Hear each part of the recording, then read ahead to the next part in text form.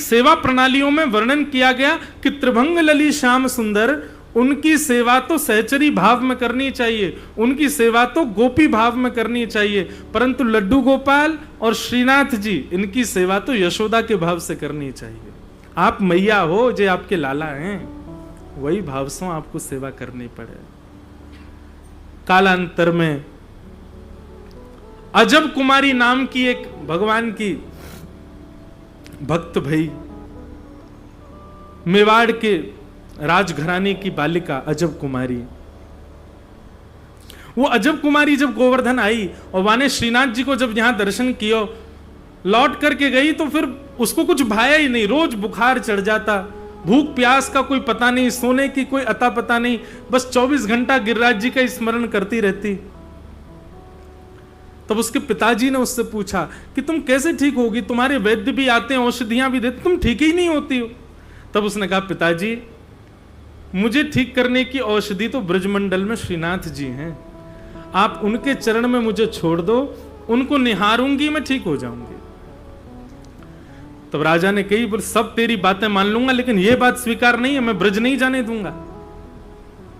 तेरी इच्छा है तो कभी कभी वृंदावन चली जाया कर, पर नित्य के लिए वृंदावन तो नहीं छोड़ सकता।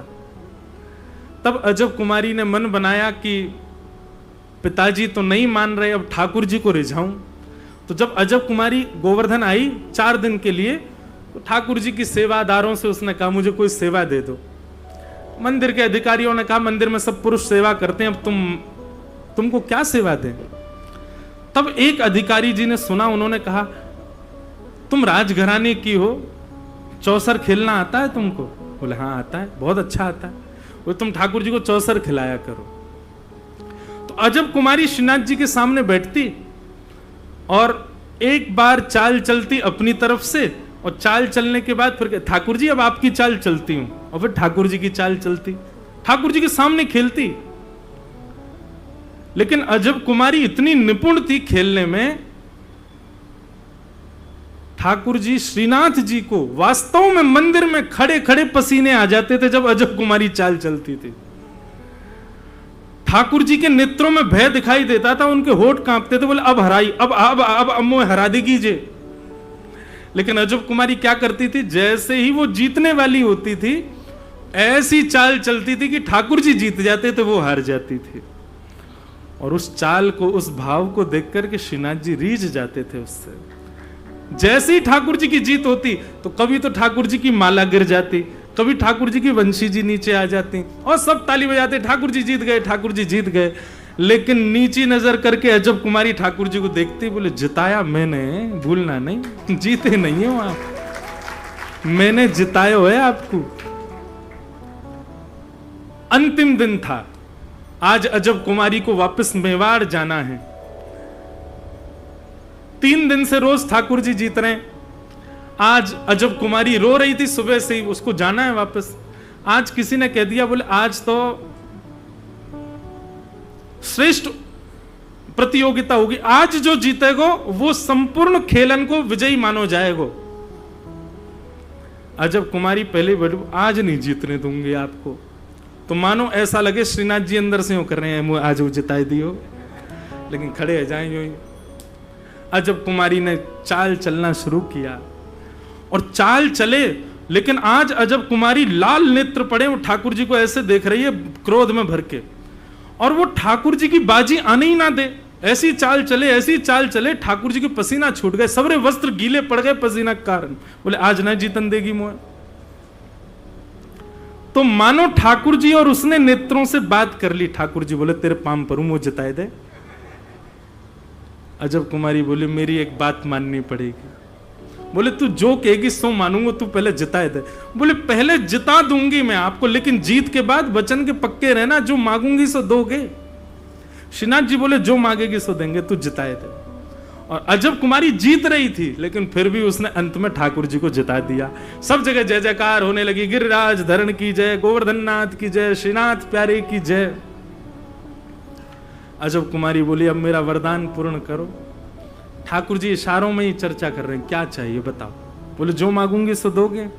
बोले जो मांगेगी सो देंगे। पिता से आज्ञा मांगी कि ब्रजवास दे दो, तो पिता तो मान नहीं रहे हैं, और पिता की आज्ञा के विरुद्ध जाकर के मैं ब्रज में रहना नहीं चाहती, उनको पीड़ा देकर के यहां रहूं, ये मेरा मन नहीं है। इसलिए पिता तो नहीं मान रहे हैं, लेकिन अब आप मानो, आप मेरे लिए मेवाड़ चलो और मेवाड़ में विराजो।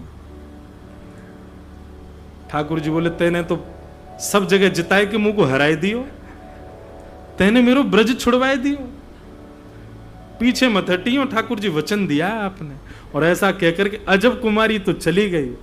अब ठाकुर जी योजना बनाने लगे, क्या करें क्या करें। तब मुगल आक्रमण कर रहे थे वृंदावन पर, तो गोविंद देव जी चले गए जयपुर, मदन मोहन जी चले गए करौली राजस्थान, जुगल किशोर जी चले गए पन्ना, और श्री गोपीनाथ जी भी चले गए जयपुर। तो सब ठाकुर जी जा रहे थे, क्योंकि आक्रमण यहां कोई राजा रक्षा ही नहीं कर पा रहा था मंदिरों की। तब ठाकुर जी ने ऐसी योजना बनाई और यहां के सब वैष्णवों से कहा, बोले देखो, जो मुगल आकर के मेरे मंदिर पर आक्रमण करेंगे मुंह को छू जाएंगे।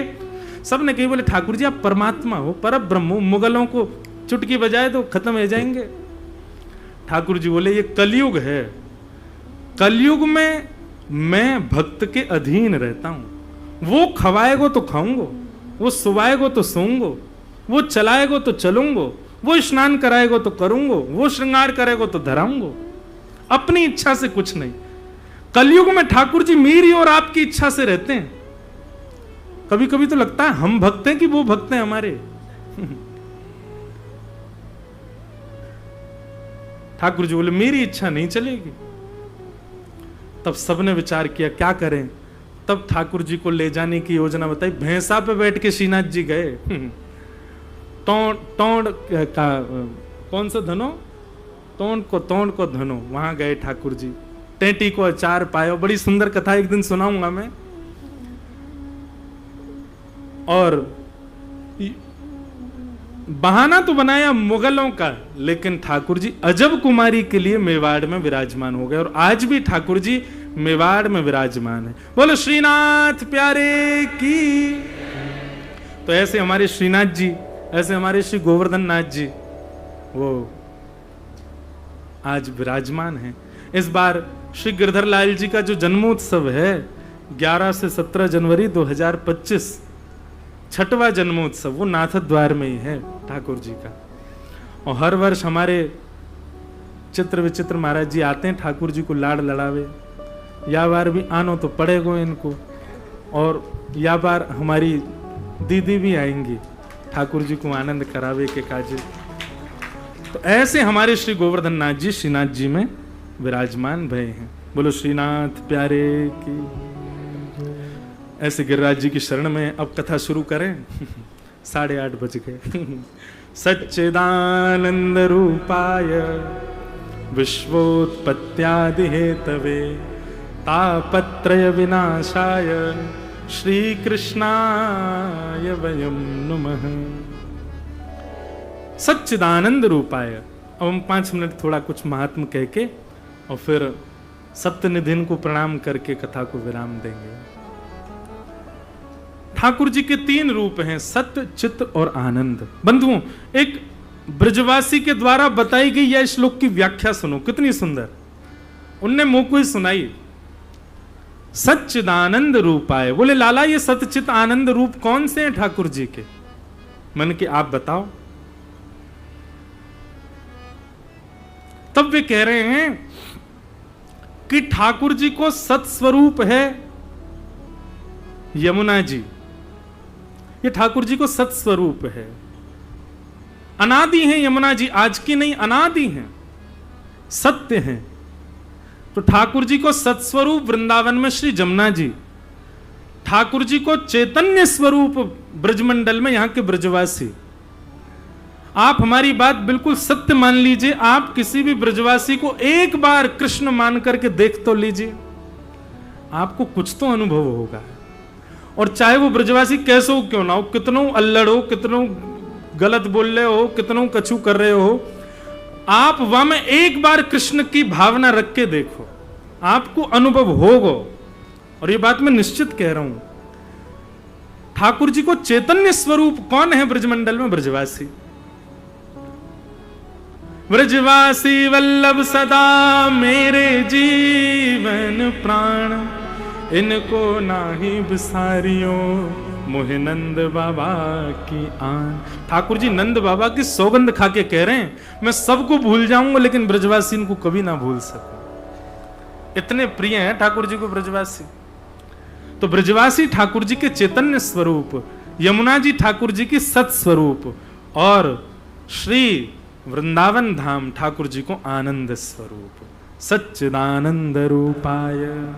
तो सत श्री यमुना जी, चैतन्य श्री ब्रजवासी और आनंद श्री वृंदावन, ये तीन रूप हैं ठाकुर जी के वृंदावन में। इन तीनन को पहले प्रणाम करो। विश्वोत्पत्त्यादि हेतवे, विश्व की उत्पत्ति आदि के जो हेतु हैं, तापत्रय। अच्छा एक बात बताएं, मार्कंडे ऋषि ने प्रार्थना की कि मुझे प्रलय का दर्शन करना है, तो मार्कंडे ऋषि को प्रलय जब दिखाई दिया तो हिमालय की चोटी भी समुद्र में डूब गई। उन्होंने दर्शन किया, सब कुछ डूब गया, ब्रह्मा जी का भी प्रलय हो गया, लेकिन उस प्रलय कालीन समुद्र में एक एक उनको दिखाई दिए जो डूबे नहीं। कौन? करार विंदेन पदार विंदम, मुखार विंदे विनवेशयन्तम, वटस्य पत्रस्य पुटे शयानम, बालम मुकुंदम मनसा स्मरामि, श्री कृष्ण गोविंद हरे मुरारे, हे नाथ नारायण वासुदेव, जिहुवे पिब स्वामृतमेत देव, गोविंद दामोदर माधवेति। चाहते तो शंख चक्र गदा पद्मधारी चतुर्भुज रूप में भी दिख सकते थे, चाहते तो गिरवरधारी रूप में भी दिख सकते थे, चाहते तो त्रिभंग लली ठाकुर जी भी दिख सकते थे, चाहते तो अर्जुन को विराट रूप दिखाने वाले ठाकुर जी भी दिख सकते थे।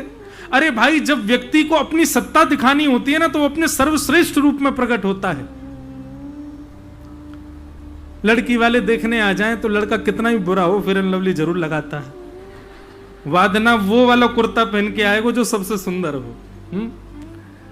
उस दिन भले ही दोस्त से मांग करके परफ्यूम लगावे, लेकिन आज भाई अच्छा दिखना है उसको। कितनों कारो हो, वादना गोरो ही लगे। दुल्हा जिस दिन घोड़ी चढ़ता है उस दिन सबसे सुंदर बन के आता है। क्यों? क्योंकि वो साल भर, जीवन भर का एक ऐसा दिन है कि उसको प्रमाणित करना है कि मैं कैसा हूं। सब चर्चा करेंगे भाई आपस में। जब मार्कंडी ऋषि ने वरदान मांगा कि मुझे प्रलय का दर्शन करना, ठाकुर जी अपने किसी विराट रूप का दर्शन कराते, ठाकुर जी अपने चतुर्भुज रूप का, ऐश्वर्य रूप का दर्शन कराते, लेकिन ठाकुर जी ने कौन सा दर्शन कराया? बोले करार विंदेन पदार विंदम। अपने दोनों हाथों से अपना एक पैर पकड़ा है ठाकुर जी ने। और कितने बड़े ठाकुर जी हैं? बोले ऐसे हैं 3.5-4 महीना के ठाकुर जी। इतने बड़े ठाकुर जी हैं कि बस करवट ले सकें और कछु ना होगो। और ऐसे ठाकुर जी भी कैसे? बोले गद मदरा से ठाकुर जी, मोटे ताजे, जे फूल लें हाथ, जे फूल लें, बिल्कुल महाराज मोटे ताजे ठाकुर जी अपने हाथन से अपने पाम के अंगूठा को मुंह में रख करके चूस रहे हैं। करार विंदेन पदार विंदम, मुखार विंदे विनवेशयंतम। पूरा विश्व जिनके चरणामृत को पान करता वो अपने चरण खुद पीते हैं। बताओ। इसके पीछे 2 कारण है ठाकुर जी अपने चरण क्यों पी रहे हैं। सबसे पहले कारण जो बताया गया कि क्योंकि भैया भले ही चरण मेरे हैं, लेकिन इनमें ब्रजवासीन के अंग से स्पर्श की भई रज लगी भई है, या हमारे ब्रजवासीन को याद करके ठाकुर जी अपने चरण पी जाएं, चरणन में लगी रज को चाटें। ये ब्रज की रज है। और दूसरा कारण ठाकुर जी अपने चरण क्यों पीते हैं, पूरा ब्रह्मांड ठाकुर जी के उदर में है। ठाकुर जी जब अपने चरण पीते हैं तो मानो अपने ही चरणामृत से पूरे ब्रह्मांड को पवित्र करते हैं, इसलिए ठाकुर जी अपने चरण पी रहे हैं। वटस्य पत्रस्य पुटे शयानम, वट के पत्र के ऊपर ठाकुर जी लेटे हुए, शयानम बालम मुकुंदम मनसा स्मरामि। ये ठाकुर जी का बाल मुकुंद रूप। आहा, मार्कंडे ऋषि को उस रूप में दर्शन कराया ठाकुर जी ने, ब्रज के रूप में, ब्रज के ठाकुर जी के रूप में। प्रलयकालीन समय पर ठाकुर जी को दर्शन, मार्कंडे ऋषि को दर्शन कराने वाले ऐसे श्री कृष्णाय वयम नुमः, ऐसे श्री कृष्ण को हम बारंबार प्रणाम करते हैं, उनको बारंबार वंदन करते हैं। महात्मा का यह प्रथम श्लोक। द्वितीय श्लोक में श्री सुखदेव जी को वंदन किया गया कि यम प्रव्रजन्तमनुपेतमपेत कृत्यम द्वैपायनो विरह कातरया जुहाव पुत्रेति तन्मयतया तरवोभिनेदु तम सर्वभूत हृदयम मुनिमानतोष्मि। बंधुओं, अगर मैं कड़ी जोड़ने पर आ जाऊं ना, तो संपूर्ण भागवत का निर्माण हमारी किशोरी जी ने किया है, हमारी श्यामा जी। ये भागवत के श्लोकों को सुनकर के आप ज्ञान वैराग्य और इन सब को सोच करके ये मत सोचा करो कि हम रसिक हैं, हमको ज्ञान ते कहा काम, हमको वैराग्य ते कहा काम, हम तो रसिक हैं, हमको तो प्रेम की चर्चा सुनाओ। ऐसा नहीं। ज्ञान वैराग्य ये झाड़ू हैं, और जब चित्त रूपी सुंदर कुंज में ज्ञान और वैराग्य की सोहनी लगाओगे तभी वो पवित्र होगी, तभी श्यामा श्याम विराजेंगे वहां में। जब तक ज्ञान वैराग्य की सोहनी से अपने हृदय को मार्जन नहीं करोगे तब तक प्रेम कैसे आवेगा वहां में।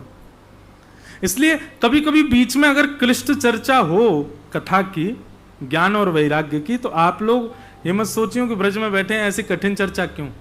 वैसे तो ब्रज में आवेगी ना, ब्रज में रसिकन के भाव ही ज्यादा आम है, पर फिर भी श्रीमद् भागवत की रचना हमारी श्यामा जी ने किया। जैसे वृंदावन की रचना किशोरी जी ने करी है, वैसे भागवत की रचना भी हमारी किशोरी जी कर रही हैं। कैसे?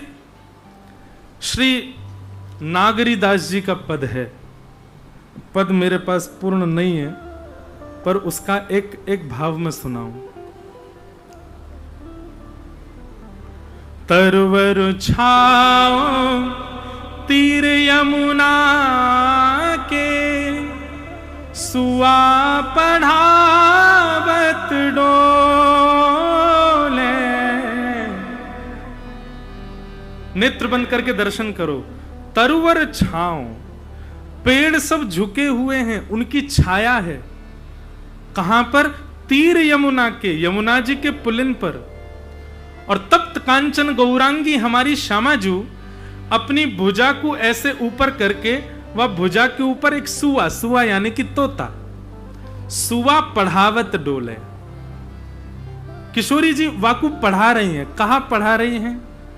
कृष्ण, माधव, मधुसूदन, मोहन, मुरारी, ये सब नाम याद करा रही हैं।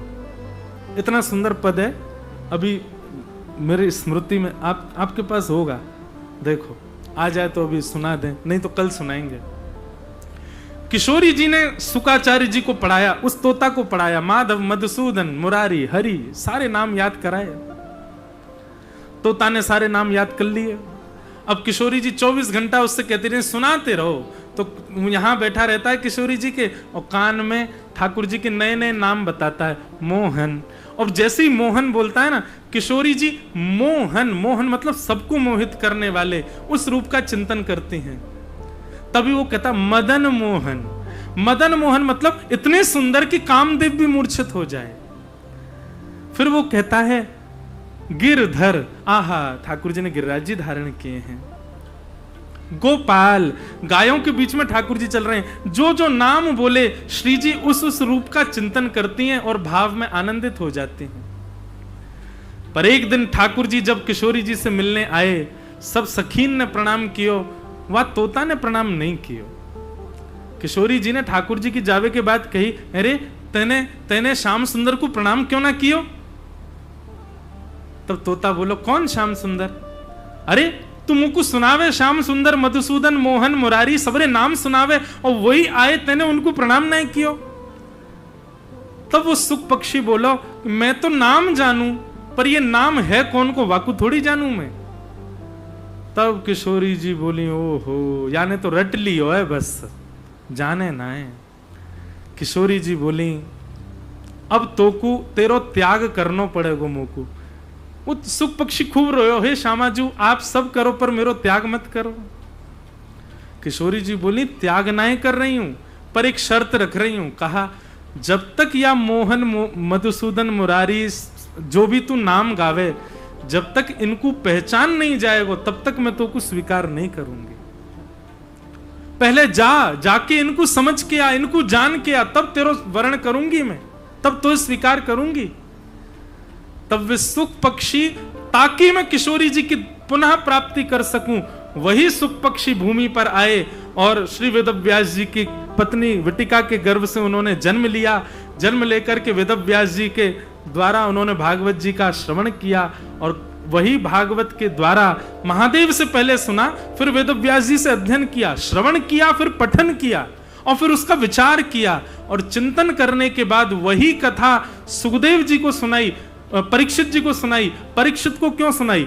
अगर परीक्षित का उद्धार हो गया तो सुखदेव जी को यह बात प्रमाणित हो जाएगी कि वे ठाकुर जी को थोड़ा पहचान चुके हैं। और जैसे ही सप्ताह कथा पूर्ण भई, तुरंत आकाश से एक विमान आयो, परीक्षित वहां में विराजमान है करके प्रस्थान कर गए। श्री सुखदेव जी महाराज नृत्य करते करते करते करते बरसाने पहुंचे और श्री जी ने उनको स्वीकार किया। बोलो सुखदेव जी महाराज की। बताओ, भागवत के वक्ता को निर्माण किसने किया? हमारी श्री राधा रानी।